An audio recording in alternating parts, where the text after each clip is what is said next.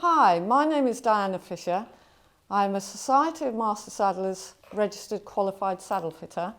In this video, I'd like to talk to you about the correct fit of a bridle. So at the first glance at this bridle, you would probably say, yes, that fits quite nicely. But if I walk around the bridle and look at it, there's things I'd like to change. I'm happy with the size of the headpiece. What we really need to make sure is there's no tightness at the TMJ joint here, and that your brow band is big enough, not pulling the bridle forward over the ears, which this is quite nice on him. Looking at the cheek pieces, although the bit is correctly where I'd like it, what I don't like is the height of the cheek piece. Ideally, we'd like that buckle to be in line with the eye or just slightly under.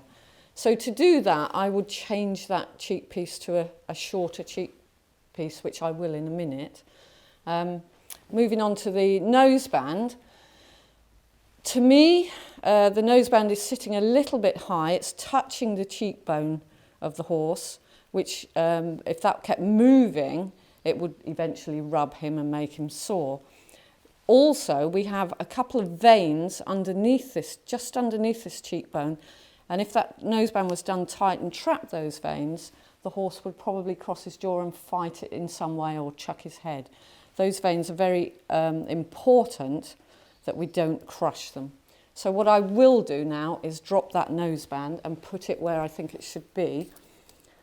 And what I usually do is make sure I have at least a finger to a finger and a half underneath that noseband. And if you can see there, I can get a finger there. I would still like to go very slightly lower, so I'm going to drop it one more.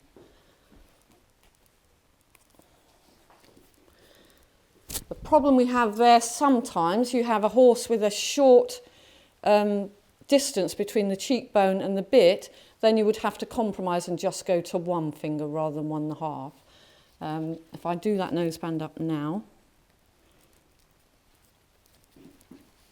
nice and snug but not too tight, I can easily get a finger below that cheekbone.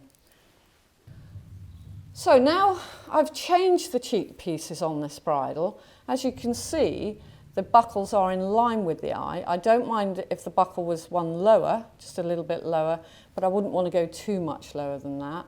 So looking at the buckles, the throat lash and the cheek piece are lined up nicely. The throat lash, and you need to be able to get 3 fingers in, which I can easily. Don't want that too tight. And then the noseband, as you can see, there's plenty of room under that cheekbone.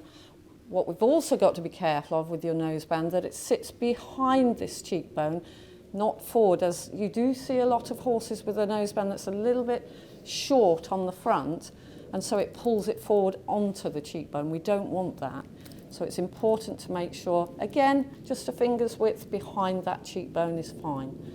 Noseband done up. I can get my fingers in there, it's snug but not too tight. And again, what we have to understand, if you tighten that noseband too tight, you're going to get pressures on the nasal bone here, which is not good because the horse will just fight that. Any pressure that irritates a horse will try and fight it by either throwing its head, crossing its jaw, or pulling down at you. So again, we're still really loose here. We've got the TMJ joint really loose, nice. Noseband sitting nice and square behind the cheekbones. And you'll notice I have got a flash loop on this noseband, but we've taken the flash strap off for the very reason that when we did research, the flash strap came up with the highest pressure. So personally, I don't use a flash strap now. Many people will, but the pressure would be on the nasal bone at the side there.